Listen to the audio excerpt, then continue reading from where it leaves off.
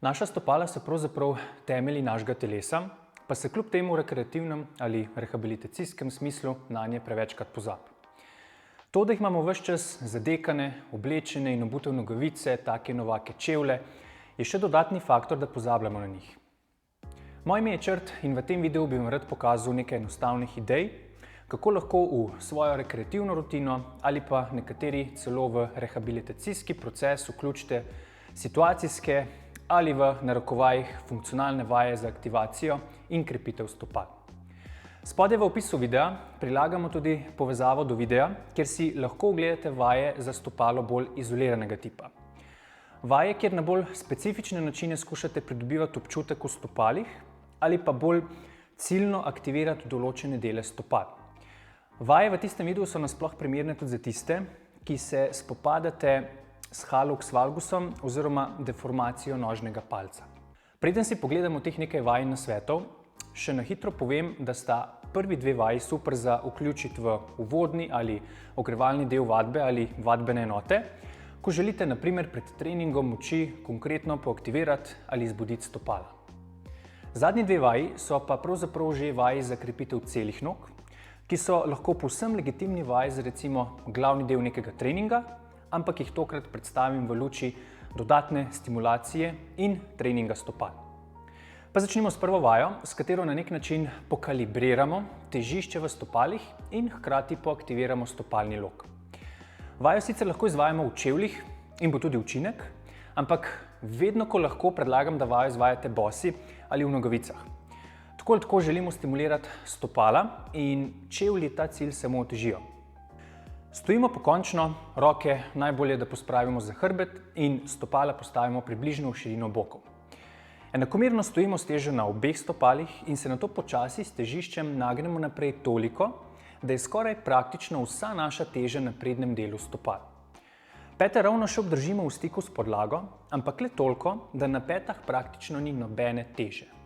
Občutek je tak, kot da ste ravno na meji, da vas prekucne naprej na nos. Ta položaj zadržite približno 5 do 10 sekund in se nato nagnete nazaj na pete, da sprostite stopala in po drugi strani začutite drugi ekstrem, ko je vsa teža na petah. Ko za par sekund sprostite stopala, se spet nagnete naprej in spet zadržite težišče na blazinicah in prstih za tistih 5 do 10 sekund. Po približno 2 do 3 ponovitvah boste začutili, da so mišice stopalnega loka kar konkretno obremenjene. Ključno pri vsem skupaj pa je to, da slonite res na vseh blazinicah in prstih in da težišče ne uhaja na zunanji rob stopala oziroma ne samo na zunanje blazinice. Nožni palec je z razlogom največji nožni prst in zato tudi temu primerno razporedite težo, da palec in blazinice za palcem nosita še največ teže. To je pravzaprav to, enostavno. Ponovite približno 5krat oziroma tolikokrat, da vsaj malo obremenite mišice stopalnega loka.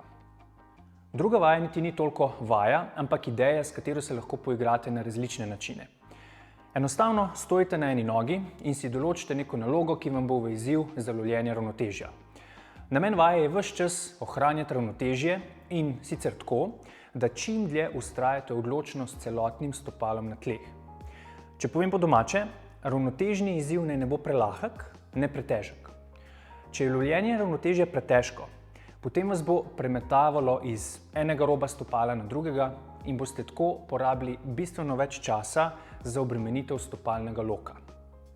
Izziv ali naloga ne bo ravno take težavnosti, da boste še vedno lahko ves čas ohranjali celo stopalo prilepljeno v tla, ampak z majčkeno težave.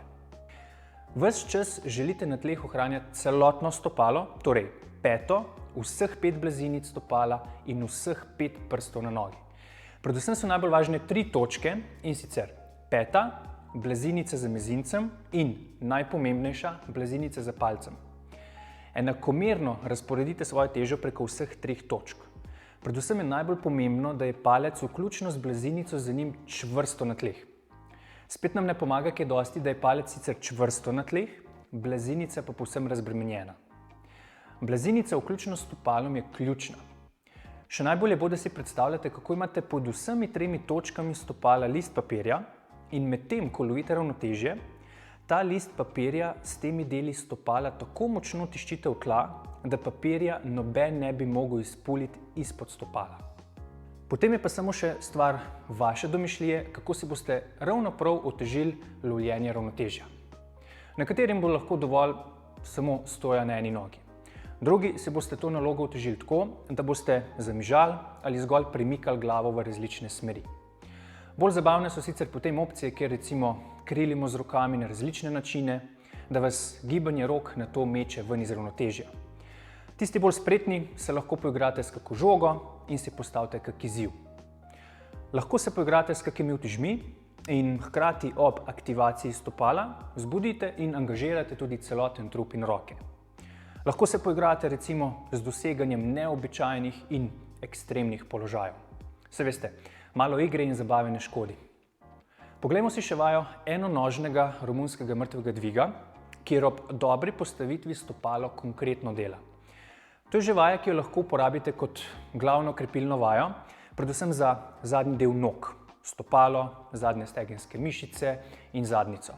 Postavimo se na nogo, stopalo obremenimo tako, kot sem jo poseval do zdaj, in drugo nogo postavim le par centimetrov nazaj in približno v širini bokov.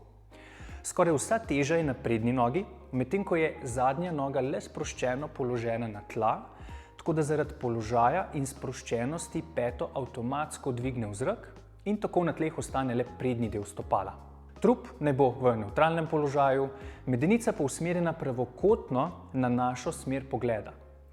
Čisto nič ni narobe, morda celo zaželjeno, da se z medenico celo malenkost zapremo v narekovajih.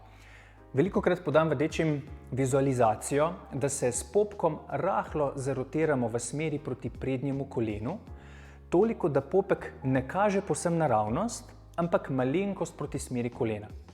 Nato se pa sta zadnjo nagnemo rahlo nazaj in proti stropu. Pravzaprav želite, kolikor hitro lahko, začutiti razteg v zadnji stegenski mišici stojne noge.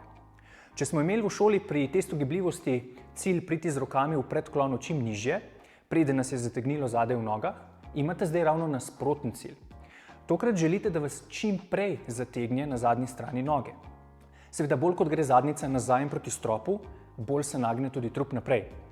Ampak ne predstavljajte si toliko, da greste s trupom ali glavo naprej, ampak res, da gre zadnjica nazaj navzgor z namenom, da čim hitreje začutite razteg zadaj v nogi. Ljudje si še najlažje predstavljajo gib takrat, ko jim po domače rečem, ne se enostavno naguzijo. Ob vsem skupaj pa je zdaj tukaj najbolj pomembna in ključna seveda razporeditev teže v stopalo. Ob vseh prejšnjih napotkih ves čas skrbite, da je stopalo obremenjeno točno tako, kot smo se ogledali prej. Se veste, list papirja, 3 točke stopala in ostalo. Zdaj, ko govorimo predvsem o stopalu, lahko vajo izvajate na statičen način in sicer tako, da ko se spustite v spodnji položaj, ta položaj zadržite za tistih 5, 10 ali 15 sekund. Izravnate se pa tako, da stopalom odločno odrinete tla navzdol, kot bi želeli celotna tla odriniti navzdol in stran od sebe. Posledično boste gib končali pokončni. Ko odrinete, ne prenašajte težo na zadnjo nogo, ampak še vedno skrbite, da stopalo prednje noge še vedno nosi enak delež teže kot v spodnjem položaju. Občutek je celo tak, kot da ste malenkost nagnjeni naprej. Nato samo ponovite vajo. Okolikor boste vajo izvajali tako na statičen način, bo lahko 3 do 5 ponovitev povsem dovolj.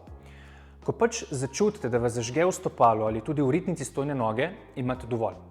Okolikor med vajo čutite utrujanje prednje stegenske mišice, potem je verjetno težišče na stopalu preveč nazaj proti peti in koleno točno nad peto oziroma gležnjem. Ne pozabite na vse 3 točke stopala in na nameren razteg zadnjega dela stojne noge. Zaključimo pravzaprav z isto vajo, le z drugo različico, ki je za stopalo še zahtevnejša. Vse ostane pravzaprav enako in tehnične zahteve so povsem iste. Razlika je le v tem, da se postavite ob steno in zadnjo nogo uprete in potisnete ob steno in ob tla. Še ko ste zravnani, zadnjo nogo zmerno močno, ne prenežno in ne premočno, potisnete točno v kot pod stopalom. Ko potisnete, boste začutili, da ste kar naenkrat močno aktivni obe nogi, tudi sprednja, kajti sprednja noga vam onemogoča, da bi padli naprej zaradi odriva zadnje noge. Ta potisk nazaj v steno vas sili naprej, medtem ko se prednja noga upira in je stopalo prednje noge tisto glavno, ki močno tišči v tla in s tem preprečuje, da vas vrže naprej. Tukaj je še pomembno omeniti, da morate pri tej različici zavestno toliko bolj skrbeti, da koleno prednje noge ne uide preveč nazaj. Koleno naj ne bo nad peto ali gležnjem, ampak nad prednjim delom stopala in rahlo pokrčeno. Enako je pravzaprav tudi v prejšnji različici te vaje, ampak ob potiskanju v steno tukaj koleno prednje noge prehitro lahko uide nazaj. To je pravzaprav to. Vse ostalo ostane isto. Spustimo se v spodnji položaj, zadnjica dovolj visoko, popek usmerjen rahlo proti kolenu, trup v nevtralnem položaju, primerno obremenjeno stopalo prednje noge in zadržimo tistih 5 do 15 sekund. Ta vaja je lahko fizično zahtevnejša, zato se ne čuditi, ko ste lahko 2 ali 3 ponovitve že dovolj. Tako, podal sem vam nekaj idej, kako lahko dodobra poskrbite za trening svojih stopal, zdaj pa samo še akcija.